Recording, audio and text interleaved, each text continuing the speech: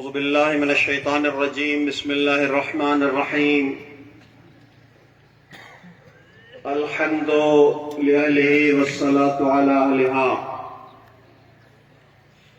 أما بعد، قال الله تبارك وتعالى: إن الله لا يغير ما بقوم حتى يغيروا ما بأنفسهم. صدق الله العلي العظيم. شہید مظلوم، شہید غیرت اسلام، شہید پیام قرآن، شہید راہ محبت اہل البیت اطہار علیہم الصلوۃ والسلام، شہید راہ انتظار امام زمان، شہید آغا سید ضیاء الدین رضوی اعلی اللہ مقامہ کی 19ویں برسی کی مناسبت سے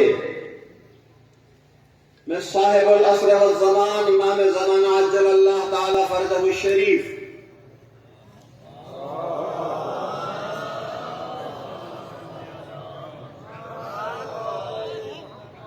ولی امر مسلمین جہان، مراجع عظام، قائد ملت جعفریہ پاکستان، جملہ علماء کرام، آغائے محترم،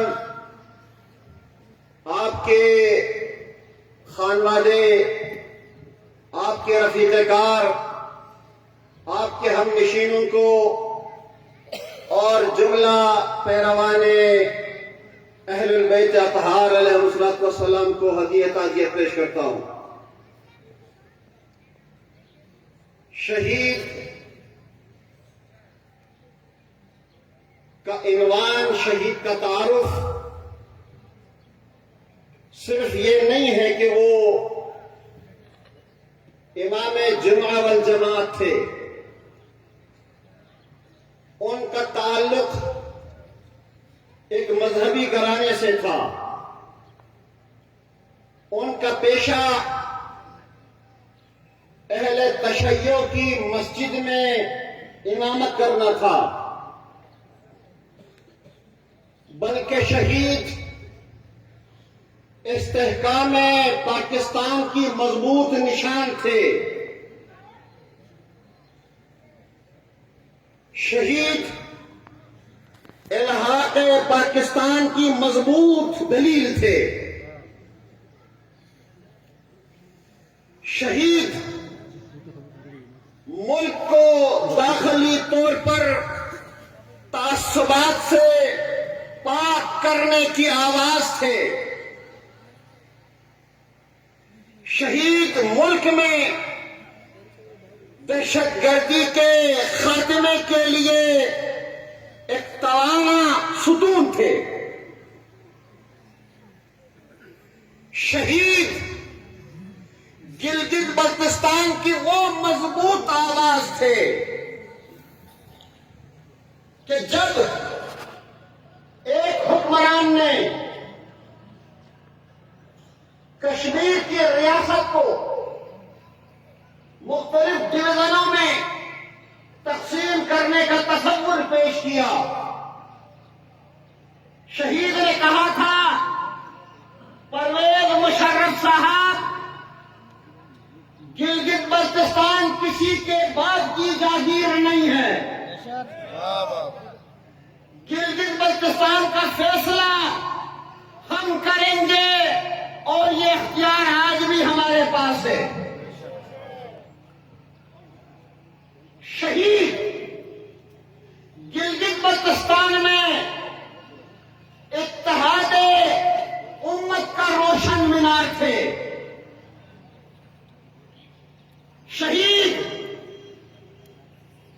اس خطے میں، پورے ملک میں قرآن کی بالادستی کے خواہاں تھے، شہید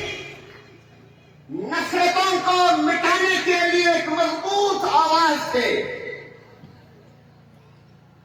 شہید نے قومی قیادت کے بازوؤں کو مضبوط کرنے کا ایک مضبوط اور روشن کردار ادا کیا. شہید نے اٹھنے والے تمام فکروں کا کسر کوبی کی. آج میں ریاست سے بھی سوال کرتا ہوں,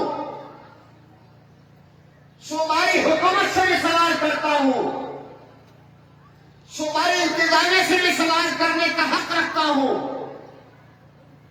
ملک کے اندر بالخصوص خطے میں طاقت اور توازن پر نظر رکھنے والوں سے بھی سوال کرتا ہوں. 19 سال گزر گئے, یہ ملت شہید ضیاء الدین کو بھول نہیں پائی.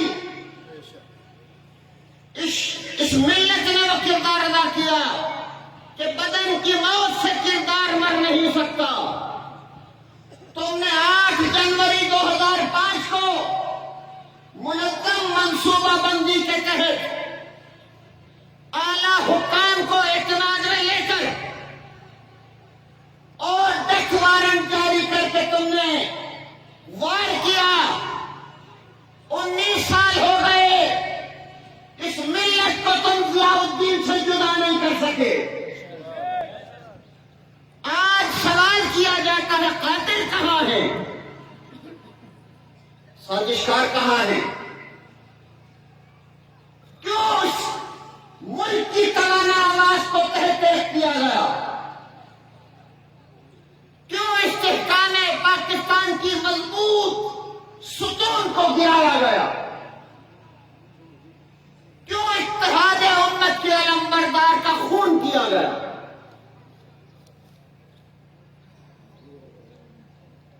اور 2023 کے طوفان الاقصی کے بعد ہم رنجیدہ تھے, افسردہ تھے, غم سے ہلکان تھے. غزہ کی صورتحال دیکھ کر ہم سیخپا تھے, غم و غصہ میں تھے اسرائیلی جارحیت دیکھ کر. ہم نے کوئی ایسا اجتماع نہیں کیا جس نے فلسطین کے قید کو نقصان پہنچایا. ہم ہمتن اسرائیلی جارحیت اور اسرائیل کی پشت پناہی کرنے والوں کے خلاف صف آرا ہو رہے تھے. اسرائیل کے خلاف غم و غصے کا اظہار کر رہے تھے.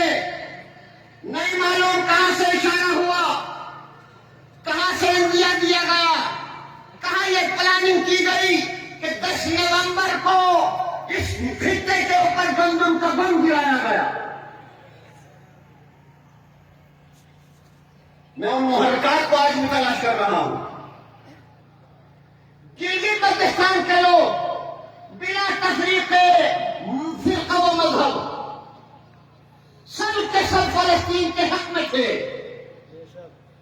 فلسطین کے حق میں احتجاج کر رہے تھے, فلسطین کے حق میں ریلیاں نکال رہے تھے, اسرائیل کے خلاف غم و غصے کا اظہار کر رہے تھے, اسرائیل مرد آباد کے نعرے لگا رہے تھے. یہ کھچڑی کہاں پکی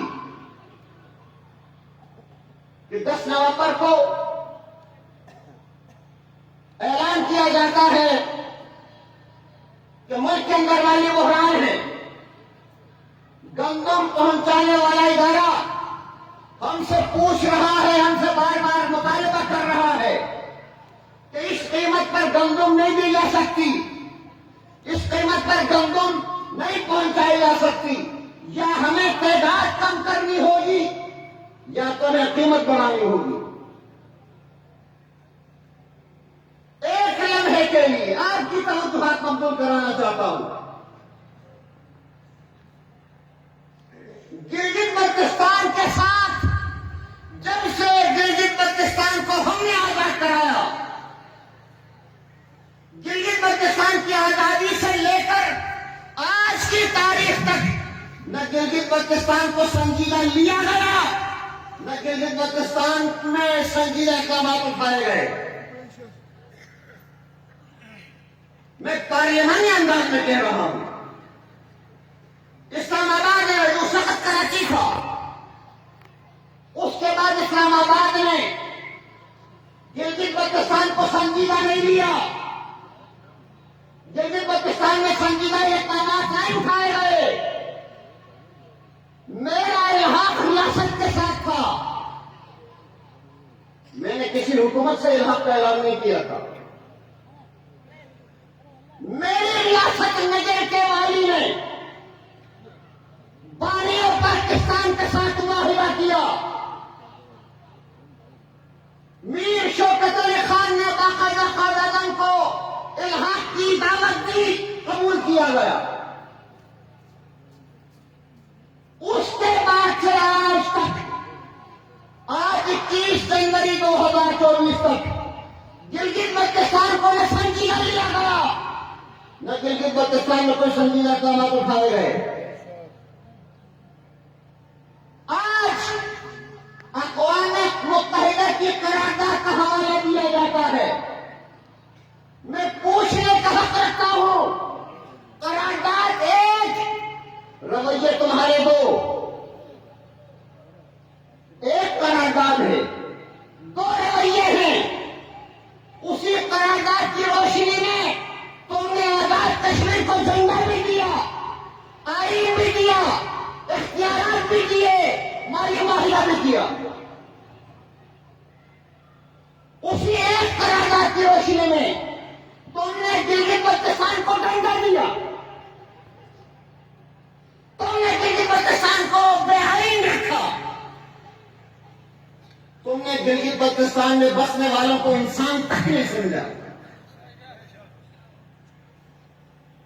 یہاں میں تاریخی حقائق کھولنا چاہتا ہوں. جب کبھی بھی گلگت بلتستان کو آئینی حیثیت دینے کی بات کی جاتی ہے، کشمیری رہنما بولنا شروع ہو جاتے ہیں کہ گلگت بلتستان ہمارا اٹوٹ انگ ہے. میں ان کشمیری رہنماؤں سے پوچھنا چاہتا ہوں، اقوام متحدہ کی قرارداد ایک، جب گلگت بلتستان ریاست کشمیر کا حصہ تھا، تم نے کیوں پاکستان کی ریاست سے کہا کہ تم گلگت بلتستان کا انتظام سنبھالو؟ تم نے 1948 کو ہاتھ اٹھا لیا تھا گلگت بلتستان سے. یہ دوہرے معیار، یہ دو رویے کس لیے انجام دیے جا رہے ہیں؟ آج جب ہم یہ مطالبہ کرتے ہیں اس خطے کو آئینی حیثیت دی جائے، اس کی آئینی حیثیت کا تعین کیا جائے، تو کہا جاتا ہے متنازع خطے. ہمارے دائرے کار میں نہیں آتا، سپریم کورٹ کے دائرے کار میں نہیں آتا، آئین کے زمرے میں نہیں آتا. میں آج پوچھنا چاہتا ہوں ریاست سے، میرا سوال ریاست سے ہے، 1952 کو تم نے گلگت بلتستان کا رقبہ بنایا، کس اختیار کے تحت بنایا؟ تم نے 1962 میں تشغربن کا ایک بڑا خطہ چین کے حوالے کیا، کس اختیار کے تحت حوالہ کیا؟ تم نے 1972 کو بوندا اور نگر کی ریاستیں توڑی، کس اختیار کے تحت توڑی؟ تم نے 1972 کو ہی اسٹیٹ سبجیکٹ رول معطل کیا، کس اختیار کے تحت معطل کیا؟ اور پھر جب ماشاء اللہ لگا اس ملک میں بدبختی سے، تم نے ماشاء اللہ نے ای زون بنایا، کس اختیار کے مطابق تم نے ای زون بنایا؟ جب نیشنل ایکشن پلان نافذ ہوا، سب سے پہلے تم نے گلگت بلتستان میں نافذ کیا، کس اختیار کے تحت نافذ کیا؟ یہ میرا سوال ہے، میں آج میں سوال کر رہا ہوں. 1952 کو تم نے گلگت بلتستان کو پھیلایا، ہمیں خوشی ہے۔ 62 میں تم نے کسی کے خطرے کے پیش نظر ریاست ہند کا ایک بڑا علاقہ چین کے حوالے کر دیا، ہمیں خوشی ہے۔ تم نے 72 کو ریاستیں توڑی، ہمیں جمہوریت میں داخل کیا، ہمیں خوشی ہے۔ تم نے جتنے اقدامات کیے ہم پر اس نے کوئی گرا نہیں کیا۔ آؤ اب اس خطے کا آئینی حیثیت کا تعین کرو، نہیں کرتے ہو ہم سمجھنے پر مجبور ہو جائیں گے تمہارا آئین کمزور ہے، تمہارا آئین کمزور ہے، تمہارے آئین کے اندر اتنی صلاحیت نہیں ہے، اتنی طاقت نہیں ہے، اتنی قدرت نہیں ہے کہ گلگت بلتستان جیسے اہم ترین علاقے کو میں کسی کی شکایت کرنے کی غرض سے نہیں کہہ رہا، ایک حقیقت بیان کرنا چاہتا ہوں۔ آج ہمیں ریاست کشمیر سے جوڑا جاتا ہے، مسئلہ کشمیر سے جوڑا جاتا ہے۔ ایک تو آج کے اجتماع کی وساطت سے میں ان تمام حلقوں کو، ان تمام احباب کو دعوت عام دے رہا ہوں جو گلگت بلتستان کو کشمیر کا حصہ سمجھتے ہیں، کشمیر سے لحاظ کرنا چاہتے ہیں، میری کھلی دعوت، تم کشمیر سے لحاظ کر ہم کو اعتراض نہیں کریں گے۔ بات سمجھ آ رہی ہے آپ کو؟ جو لوگ، میں نام لے جاتا میری طبیعت میں نہیں، جو لوگ گلگت بلتستان کے اندر موجود ہیں، شخصیات ہیں، جماعتیں ہیں، جو یہ کہتے نہ ہوئے نہیں سکتے کہ یہ کشمیر کا حصہ ہے، میں کھلے عام دعوت دے رہا ہوں، آؤ بسم اللہ کشمیر کے ساتھ میں آؤ، میں پورے ملت کی نمائندگی کرتے ہوئے ذمہ داری لے رہا ہوں، کوئی آواز نہیں اٹھے گی۔ اور پھر حقائق کو دیکھیے،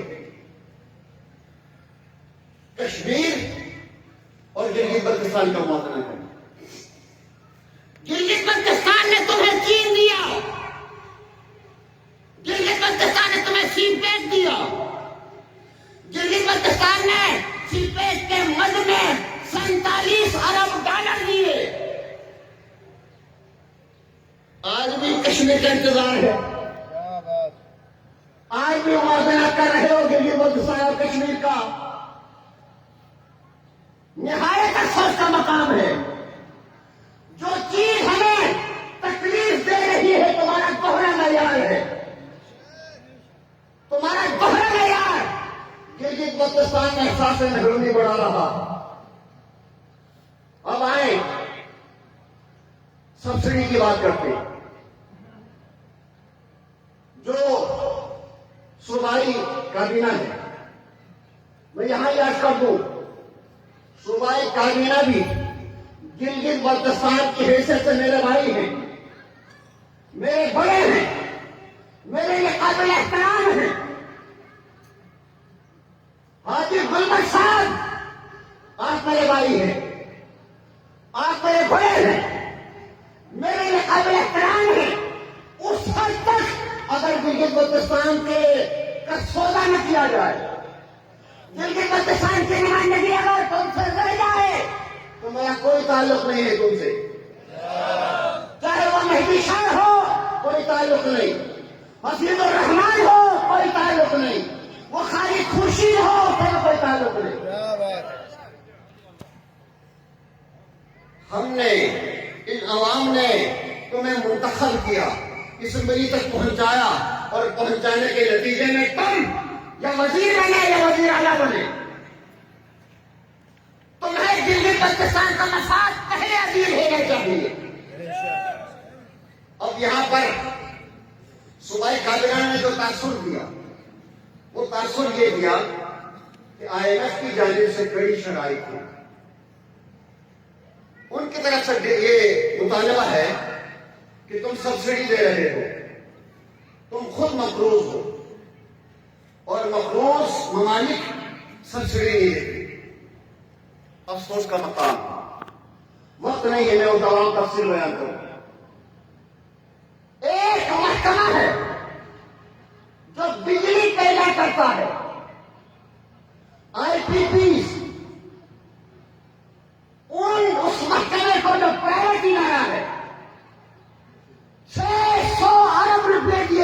رہے ہیں. ایک مثال دے رہا ہوں. مگر میں مثالوں کی فہرست ہے. کھاد بنانے کے لیے سبسڈی، کھاد پہنچانے کی سبسڈی، یوٹیلٹی اسٹور کی سبسڈی، میٹرو کی سبسڈی اور اورنج ٹرین کی سبسڈی، بہت سارے معاملات میں سبسڈی موجود ہے. میں آج کا اجتماع کی وفاقت سے یہ صاف الفاظ میں کہتا ہوں، میٹرو کی سبسڈی ختم ہو سکتی ہے، اورنج ٹرین کی سبسڈی بھی ختم ہو سکتی ہے، آئی پی پی کا دھوکہ اور فراڈ میں دیا جانے والا سبسڈی بھی ختم ہو سکتا ہے، لیکن بلتستان کی سبسڈی ختم کرنے کا اختیار کسی کے پاس نہیں. اس لیے کہ گلگت بلتستان آج بھی سرزمین بے آئین ہے.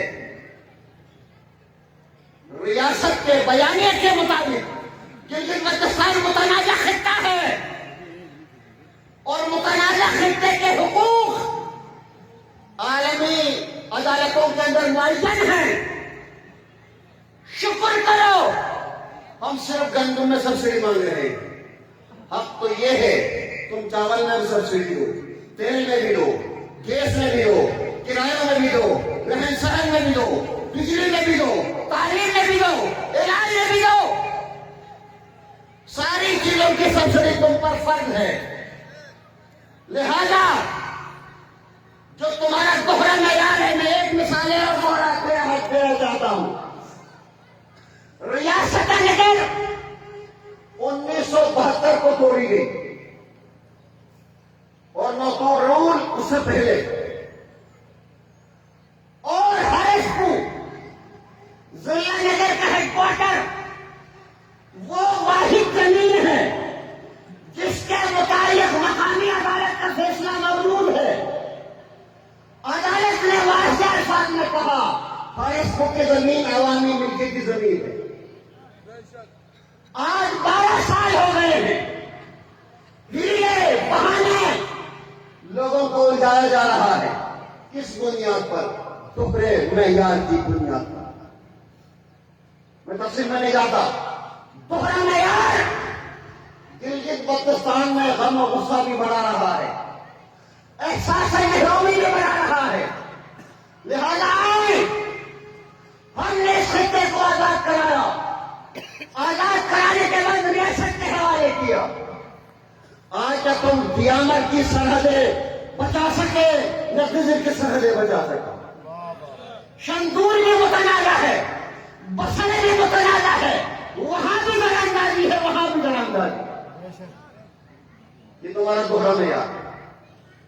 اس دوہرے معیار کو سامنے رکھتے ہوئے میں گلگت بلتستان کی قوم سے اپیل کر رہا ہوں، آئے یکجا ہو جائے، مسئلے کی خول سے نکلے، ہاتھوں میں ہاتھ ڈالیں اور جو ناجائز اضافہ ہے، غیر منصفانہ کی گندم کی قیمت میں اضافہ کیا گیا. ہم کئی سالوں سے شہادتیں دیتے رہے. شارع قرم ہمارے لیے موت کا کنواں بن چکا ہے. کتنے واقعات رونما ہوئے، کیوں آج تک شہرہ کے مسافروں کو تحفظ فراہم نہیں کیا گیا؟ کہاں ہے 88 کے قاتل؟ کہاں ہے ضیاءالدین کو مارنے والے سازشکار؟ کہاں ہے یہاں خون کی ندیاں بہانے والے وہ دہشت گرد؟ آئے گلگت بلتستان والے، مجھے پتا ہے میرے گہرے رابطے ہیں دیامر کے ساتھ. دیامر والے سانحہ ہنر کے بعد آپ سے زیادہ پریشان ہیں، آپ سے زیادہ مضطرب ہیں، آپ سے زیادہ مغموم ہیں، اور آپ سے زیادہ احتجاج بھی انہوں نے سانحہ ہنر کے حوالے سے کیا. میں گلگت بلتستان کے تینوں نوجوانوں کو 10,000 کو دعوت دے رہا ہوں. جہاں جہاں تک میرا رابطہ ہوا، ان ناانصافی طرزوں پر، رویوں پر، اور بالخصوص گندم سبسڈی کے خاتمے کا تاثر دیتے ہوئے گندم کی قیمتوں میں اضافے کے خلاف 23 مارچ سے ایک احتجاج کا لائحہ عمل کا اعلان کر رہے ہیں جس کا آغاز دل سے ہوگا۔ آل پارٹی کوآرڈینیشن کمیٹی بلتستان میں 23 جنوری کو اپنے پلان بی کا اعلان کرے گی اور انشاءاللہ 23 جنوری کو نگر کے مقام بھوپر سے احتجاج شروع ہوگا۔ لوگ بھوپر سے نگر خاص کے ساتھ ریلی ہوتے ہوئے اپنی نامعلوم منزل کی طرف جوا رہیں گے۔ لہذا اپنی چلیں گے ظلم کے ساتھ۔ بہت ہو گیا ہے انسانی، بہت ہماری بے توقیری کی گئی۔ ایسا محسوس ہوتا ہے کہ گلگت بلتستان کو زندہ لاش سمجھا جاتا ہے۔ اکثر بیشتر ہم بھی، بہت سارے لوگ بھی معاہدہ کراچی کا حوالہ دیتے ہیں کہ معاہدہ کراچی جس میں گلگت بلتستان کی نمائندگی نہیں تھی، لہذا اس بنیاد پر معاہدہ کراچی سے لا تعلقی کا اعلان کرتے ہیں۔ میں سوال کرتا ہوں، معاہدہ کراچی 48 میں ہوا، 48 کے بعد کب گلگت بلتستان کے لوگوں کو نمائندگی دی گئی؟ کیا 2009 کے آرڈر میں آپ کو نمائندگی دی گئی؟ کیا 2018 میں 2019 میں نمائندگی آپ کو دی گئی؟ قطعاً نہیں دی گئی۔ آج جتنے گلگت بلتستان میں مسائل ہیں، سبسڈی کا خاتمہ، ٹیکسوں کی بات، ایکسائز کی بات اور محصولات لگانے کی جو باتیں ہو رہی ہیں، اس کی بنیاد 2009 ہے۔ جب تک تم اپنا آئینی حق نہیں مانگو گے، میں آج اعلان کر رہا ہوں، چاہے وہ 2009 کا آرڈر ہو، 18 کا ہو، 19 کا ہو، وہ گلگت بلتستان کا قاتل ہے جس نے ہمیں الجھنا الجھایا۔ آؤ، اگر گلگت بلتستان کو ہمارے علاقے پاکستان کا جواب دینا چاہتے ہو، ہمیں آئین دو یا آئین بنانے کے اختیار دو، ورنہ اپنا بستر سمیٹ لو۔